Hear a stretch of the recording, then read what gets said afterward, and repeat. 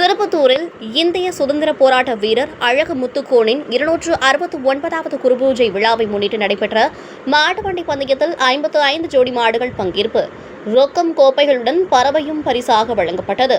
சிவகங்கை மாவட்டம் திருப்பத்தூரில் இந்திய சுதந்திர போராட்ட வீரர் மாவீரன் அழகு முத்துக்கோனின் 269வது குருபூஜை விழாவை முன்னிட்டு இன்று வீர யாதவ சமுதாய அறக்கட்டளையின் சார்பாக அதன் நிறுவனரும் அவை தலைவருமான இம்மாணிக்கம் தலைமையில் மாபெரும் இரட்டை மாட்டுவண்டி எல்லை பந்தயம் நடைபெற்றது. மதுரை திருப்பத்தூர் தேசிய நெடுஞ்சாலையில் நடைபெற்ற இப்போட்டியில் பெரிய மாடு, சிறிய மாடு என 2 பிரிவுகளாக பந்தயம் நடைபெற்றது. இதில் பெரிய மாடு பிரிவில் 19 ஜோடிகள், சிறிய மாடு பிரிவில் 35 ஜோடிகள் என மொத்தம் 54 ஜோடிகள் பங்கேற்றன. இதில் சிறிய மாடு பிரிவில் அதிக அளவில் மாடுகள் பங்கேற்றதால் முதல் சுற்றில் 18 மாடுகள், இரண்டாவது சுற்றில் 17 மாடுகள் என 2 பிரிவுகளாக பந்தயம் நடத்தப்பட்டது.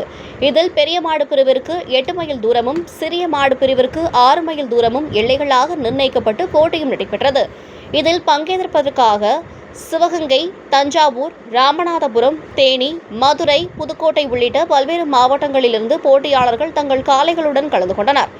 விறுவிறுப்பாக நடைபெற்ற இப்போட்டியில் விடாமுயற்சியோடு போராடி எல்லையில் கொடியை வாங்கி வெற்றி பெற்ற 14 மாடுகளின் உரிமையாளர்களுக்கும் அதை ஓட்டி வந்த சாரதிகளுக்கும் விழா குழுவினர் பரிசுகளை வழங்கி சிறப்பித்தனர். வெற்றி பெற்ற ஒவ்வொரு மாட்டின் உரிமையாளர்களுக்கும் ரொக்கத்துடன் 2 கோப்பைகளும் தீவன சட்டியும் பரிசாக வழங்கியதுடன் சேவல் சிறப்பு பரிசாக வழங்கப்பட்டது. விறுவிறுப்பாக நடைபெற்ற இந்த மாட்டுவண்டி போட்டியினை சாலையின் இருபுறங்களில் நின்று ஏராளமான ரசிகர்கள் உற்சாகத்தோடு கண்டுகளித்தனர்.